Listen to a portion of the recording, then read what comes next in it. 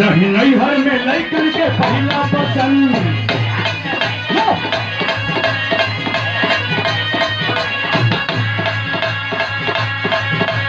जाई लगाई बड़ाई कर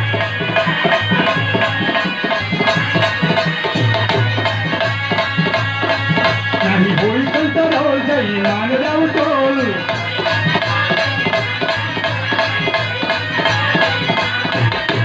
नहीं होई कंट्रोल जाई मान जाऊ टोल